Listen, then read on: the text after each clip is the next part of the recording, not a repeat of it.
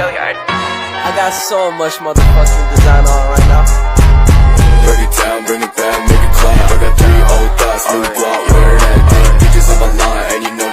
Bismillahirrahmanirrahim. Assalamualaikum warahmatullahi wabarakatuh. Waalaikumsalam warahmatullahi wabarakatuh. Baik, Ibu ucapkan terima kasih kepada anak-anak sekalian yang telah berpartisipasi dalam kegiatan bimbingan kelompok kita pada hari ini.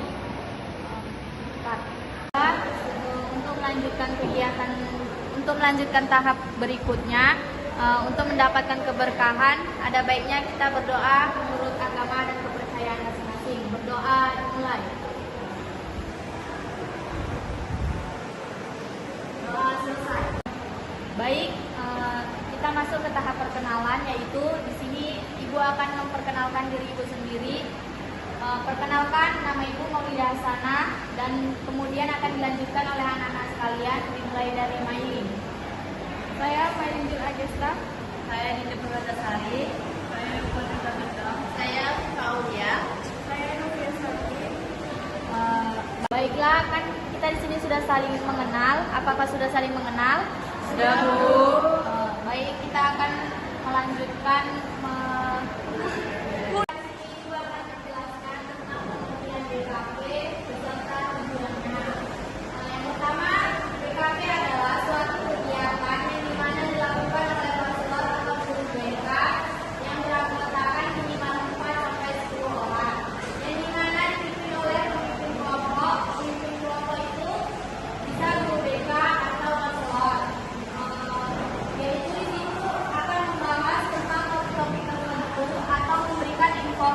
dan memecahkan suatu permasalahan tertentu.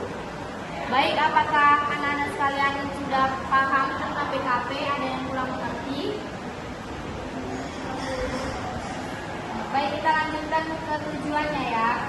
Kemudian di sini ada tujuan PKP. Tujuannya itu adalah agar siswa dapat mengembangkan kemampuan bersosialisasi, berpikir dan bertingkah laku yang baik.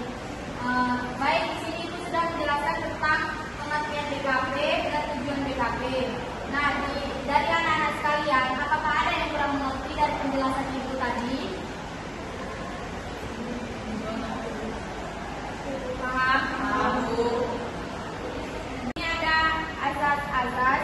Di sini Ibu akan menjelaskan azas-azasnya ada 4. Yang pertama keterbukaan, yang kedua keaktifan, yang ketiga kenormatifan, dan yang keempat kerahasiaan.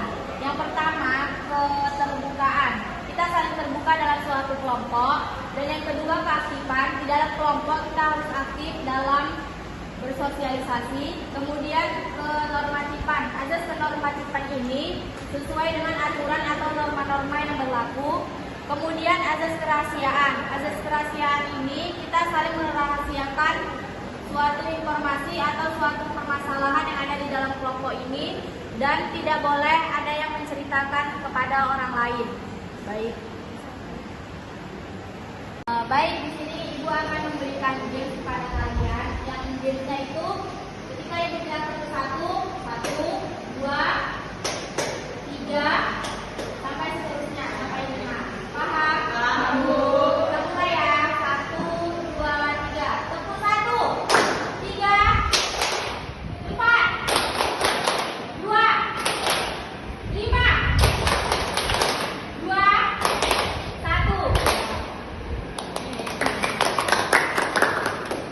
Baiklah, kita akan memasuki tahap kedua. Tahap kedua itu yaitu tahap peralihan. Di mana tahap peralihan ini, apakah anak-anak sekalian sudah bisa untuk mengikuti kegiatan selanjutnya?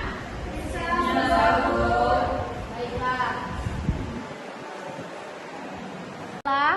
Kita akan melanjutkan kegiatan selanjutnya. Di sini Ibu akan mengajak kalian untuk berkomitmen atau berjanji, di mana di dalam perjanjian itu kita tidak akan menceritakan atau memberitahukan suatu permasalahan atau informasi yang ada di dalam kelompok ini kepada orang lain.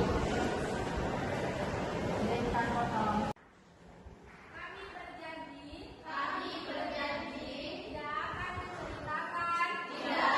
menceritakan suatu permasalahan di dalam kelompok ini, suatu permasalahan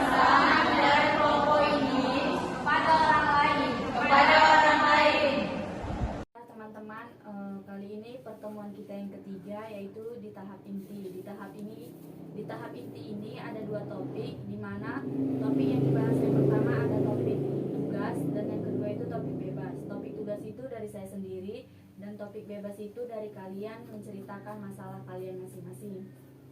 Baiklah teman-teman, kali ini di pertemuan kedua kita membahas yang ketiga yaitu tahap inti, di mana di tahap ini kita membicarakan tentang topik. Ada dua topik. Yang pertama topik bebas, yang kedua topik tugas. Di mana topik bebas ini kalian yang menceritakan masalah kalian sendiri, dan yang kedua topik tugas yaitu dari saya sendiri, saya yang memberitahukan kepada kalian semua.